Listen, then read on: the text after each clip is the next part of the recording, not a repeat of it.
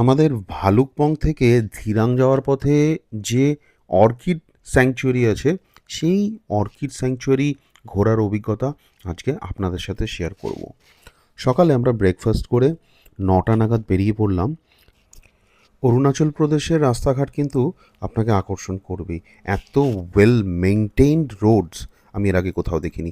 আমরা পৌঁছালাম অর্কিড স্যাংচুয়ারিতে। এরপর এটা হলো অর্কিড গার্ডেনের এন্ট্রি।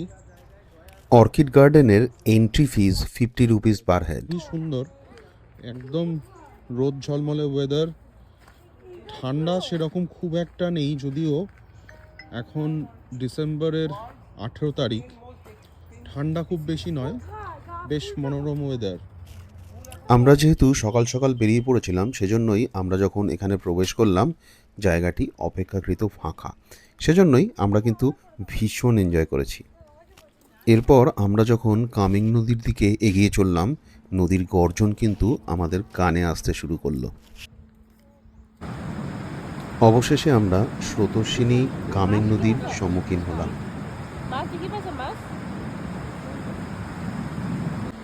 তো এখন আমরা ভালুকপংয়ের অর্কিড গার্ডেনে। আর এই অর্কিড গার্ডেনের এই পার্টটা সবথেকে সুন্দর। এখানে কামেং নদী দেখা যাচ্ছে এবং এই ভিউ পয়েন্টটাই কিন্তু এই অর্কিড গার্ডেনের সবথেকে সুন্দর জায়গা, এটা আমার ওপিনিয়ন অন্তত। এই নভেম্বর, ডিসেম্বর বা জানুয়ারি মাসে কামেং নদীর জলের রং কিন্তু নীল হয়ে থাকে।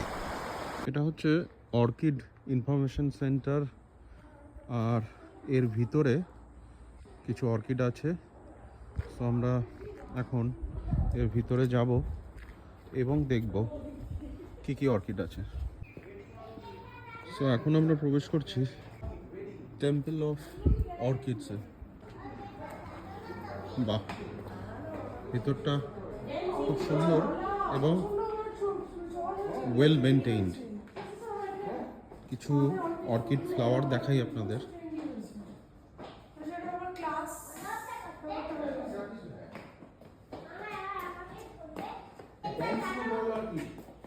খুব সুন্দর কিছু অর্কিডের ফুল।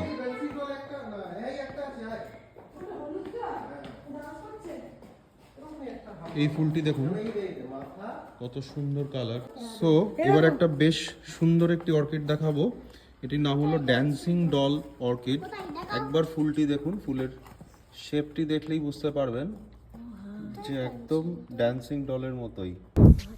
আপনি যদি অরুণাচল ভ্রমণ বিষয়ক কোনো তথ্য চান, তাহলে নিঃসংকোচে একটি কমেন্টের মাধ্যমে জানাতে পারেন। আমাদের পেজটি ফলো করতে পারেন। পরবর্তী